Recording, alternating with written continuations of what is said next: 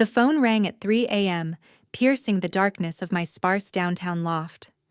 Dad's voice was urgent, tinged with a mix of concern and something else. Was it anticipation? "Elena, your building's on fire. Hope you're insured." I laughed. Not a hysterical laugh, but a calculated one that echoed through the empty space, sharp as broken glass. 3 months earlier, my world had been a meticulously constructed architectural marvel, both professionally and personally. Marcus Thompson and I had been more than business partners. We were architects of dreams, urban visionaries who believed we could transform cityscapes into sustainable living ecosystems. Our latest project, the Horizon Collective, was set to revolutionize urban housing. Sustainable materials, integrated green technologies, community-centered design. It was everything we'd ever talked about during late-night strategy sessions fueled by espresso and raw ambition. I remember the exact moment everything changed. It was a Tuesday, 2:47 p.m., when I received the first email from the Municipal Development Committee. "Significant concerns," they wrote. "Irregularities in design specifications." My hands trembled as I read, unable to comprehend how our perfect proposal could suddenly become problematic. Days later, I discovered the truth. Marcus had systematically undermined our entire project. He'd been secretly meeting with competing developers, selling out our innovative designs piece by piece. Those irregularities were fabricated roadblocks he'd carefully planted to derail our vision. Each document I uncovered was another knife twist. Emails revealing backroom negotiations, altered design specs, strategic sabotage, all meticulously orchestrated by the man I'd considered my closest friend and professional soulmate. The financial implications were devastating. Our startup, which had invested everything into the Horizon Collective, was now bleeding resources. Investors pulled back, reputation shattered, dreams evaporating like morning mist. But Marcus made one crucial mistake. He underestimated me. While he celebrated his calculated betrayal, believing he'd completely destroyed my professional landscape, I was already mapping out something far more intricate than he could imagine. My architectural training hadn't just taught me about designing buildings, it had taught me about strategic deconstruction. And as my father's words about the burning building hung in the air, I realized my revenge would be a masterpiece of precision and patience. Marcus thought he'd won, but he had no idea what was coming. The fire, whether real or metaphorical, was just the beginning. The next few weeks were a blur of emotional devastation and clinical analysis. I spent countless nights in my loft, surrounded by printed emails, project blueprints, and financial records, a forensic landscape of betrayal. Marcus hadn't just stolen a project. He'd dismantled my entire professional identity with surgical precision. Each discovered detail peeled back another layer of his calculated destruction. The more I understood, the colder my resolve became. I remembered our first meeting years ago, two young architects at an urban design conference, both burning with idealism. Marcus had this charismatic way of talking about sustainable living, about transforming cityscapes into human-centric environments. We'd become instant friends, then partners, sharing a vision that seemed unbreakable. Now, that vision was a lie. I traced the timeline of his betrayal meticulously. The first signs had been subtle: missed meetings, vague excuses, strategic redirections of our project's funding. Then came the more aggressive moves: undermining presentations, creating artificial barriers with municipal committees, slowly eroding our project's credibility. My professional network became my first reconnaissance team. Quiet calls to former colleagues, discreet messages to industry contacts. Each conversation revealed another thread in Marcus's web of manipulation. Sarah Reynolds, our former senior environmental engineer, was the first to provide concrete evidence. Over a carefully chosen lunch, neutral ground in a quiet downtown cafe, she slid a USB drive across the table. "You didn't hear this from me," she whispered, her eyes darting nervously. The drive contained a treasure trove of communication logs, showing how Marcus had been courting alternative developers for months. He'd been preparing to strip our project of its most innovative elements, selling them piece by piece to the highest bidder. Grief transformed into something more dangerous. Not anger. Anger was too chaotic, too emotional. What I felt was a calculated coldness, a professional predator's focus. I realized this wasn't just about the Horizon Collective. This was about Marcus systematically destroying everything we'd built together. Every dream, every late-night strategy session, every shared vision, all sacrificed on the altar of his personal ambition. My father always said I inherited his chess player's mind. It's not about the first move, he'd tell me. It's about seeing 10 moves ahead. Marcus thought he'd won. He thought destroying our project was the endgame. He was wrong. This was just the opening move. And I was going to make sure he understood the true meaning of strategic dismantling. Revenge, I discovered, is an architectural discipline all its own. Like designing a complex structure, it requires meticulous planning, understanding of underlying systems, and a vision that extends far beyond the immediate landscape. My first step was reconnaissance. I assembled a team of unlikely allies, each with their own score to settle with Marcus. Diego Ramirez, a former junior architect Marcus had ruthlessly fired 3 years ago, became my primary intelligence operative. Brilliant and bitter, he had maintained a network of contacts throughout the urban development ecosystem. He destroyed my career, Diego told me during our first strategy meeting. I've been waiting for someone to take him down. Maria Chen, a forensic accountant I'd met during a sustainable urban design conference, brought technical precision to our operation. Her ability to trace financial trails was nothing short of extraordinary. Corporate structures are just elaborate puzzles, she would say, her fingers dancing across spreadsheets. And every puzzle has a weakness. I mapped Marcus's professional ecosystem like an intricate architectural blueprint. His primary real estate development company, Horizon Dynamics, ironically named similarly to our original project, had multiple vulnerabilities. Years of aggressive expansion had left behind a trail of cut corners, questionable permits, and ethical compromises. Sarah Reynolds, our former environmental engineer, provided critical technical insights. Her detailed documentation of environmental assessment reports revealed systematic manipulation of sustainability standards. Each document was a potential weapon. The plan took shape gradually, like a complex architectural rendering. We would not just expose Marcus, we would systematically dismantle everything he'd built. Digital forensics became our primary tool. Diego's tech-savvy contacts helped us create a sophisticated monitoring system. We tracked Marcus's communications, financial transactions, and professional interactions. Every email, every meeting, every financial transfer became part of our growing dossier. Maria's financial investigation uncovered the first major vulnerability. Marcus had been leveraging multiple shell companies to circumvent environmental regulations. Each transaction was a potential legal landmine, carefully obscured, but not completely hidden. "He's good," Maria admitted one night, spreading documents across my loft's conference table. "But not as good as he thinks he is." We identified 3 critical attack vectors: regulatory compliance, expose systematic environmental regulation violations, financial impropriety, reveal questionable financial transactions, professional reputation, systematically undermine his credibility in urban development circles. Each vector required precision. One wrong move could alert Marcus, causing him to fortify his defenses. My architectural training proved unexpectedly valuable.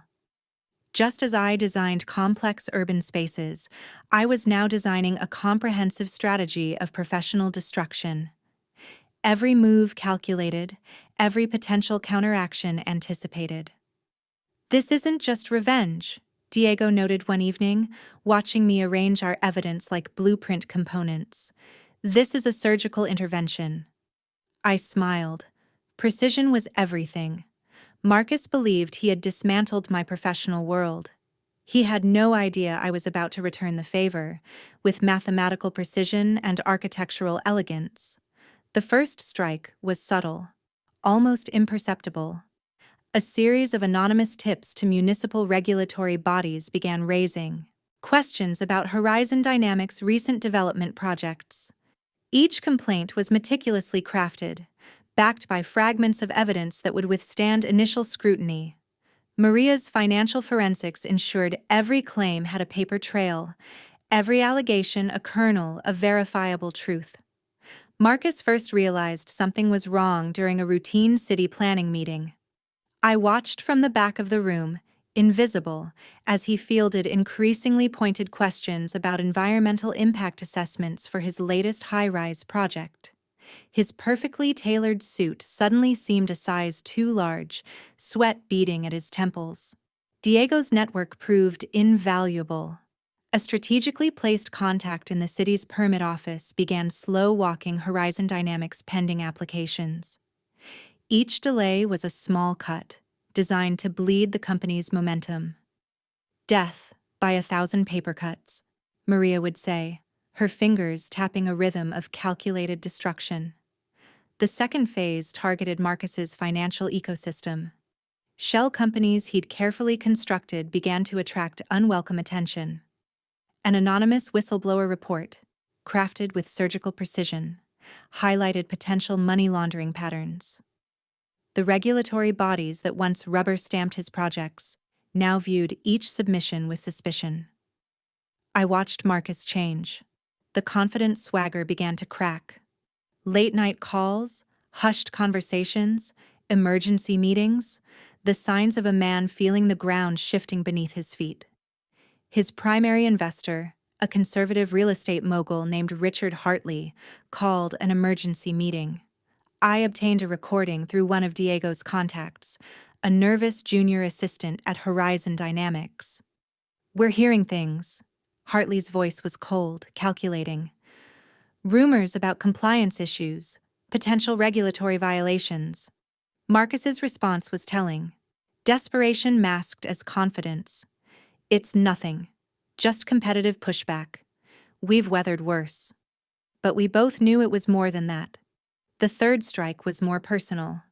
Sarah Reynolds, our former environmental engineer, began quietly reaching out to past project collaborators, not with accusations, but with carefully curated questions. "Do you remember when Marcus suggested we modify those environmental impact reports?"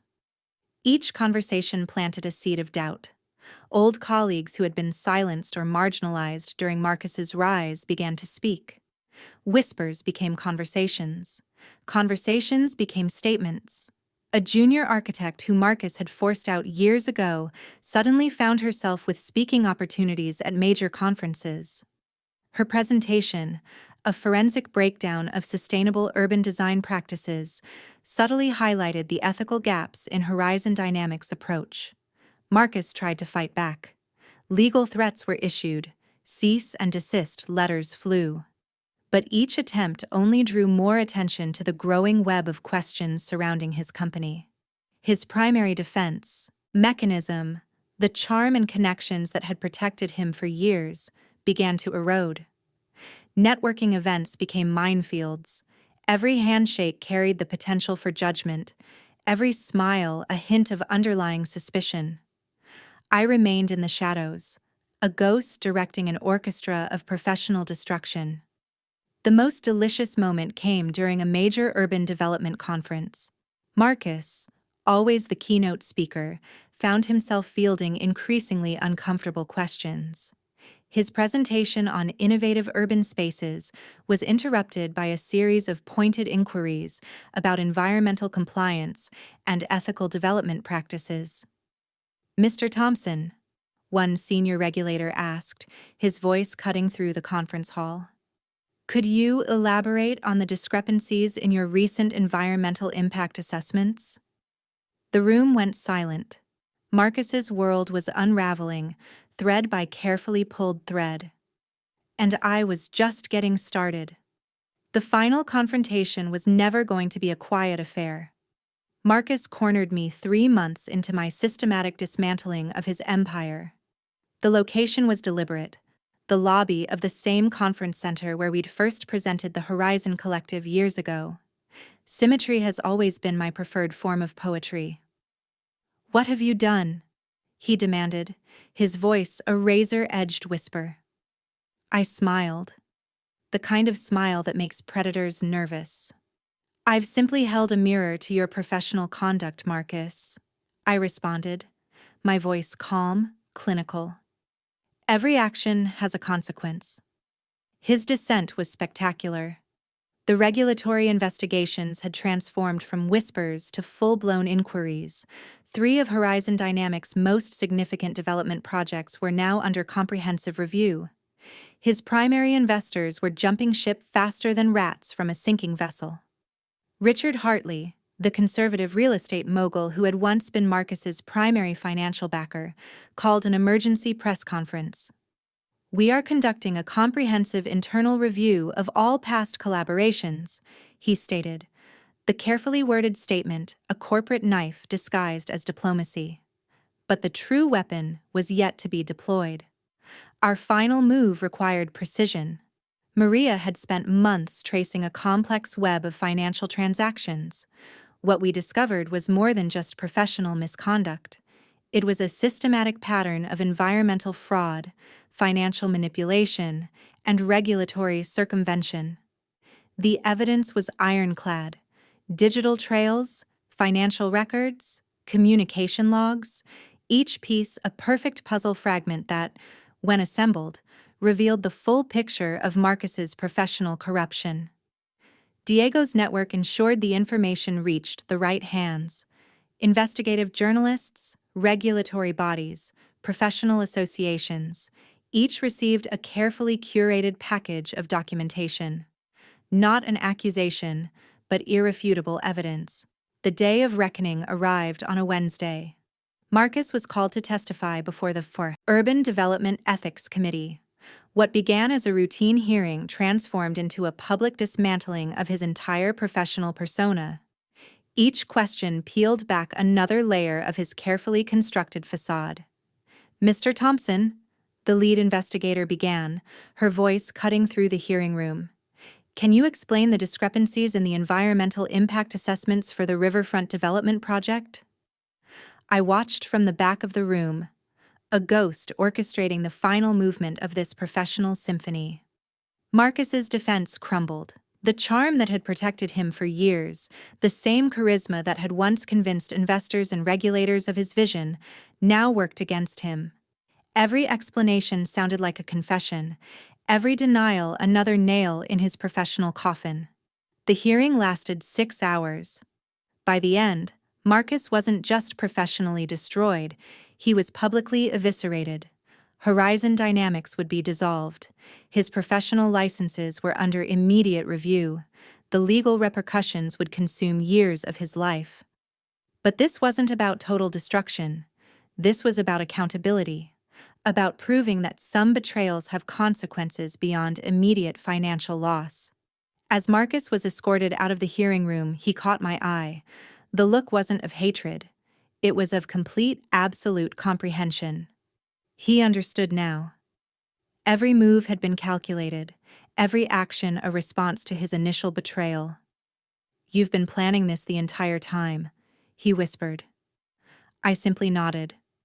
Revenge, after all, is an architectural discipline, and I had just completed my masterpiece. Aftermath is never clean.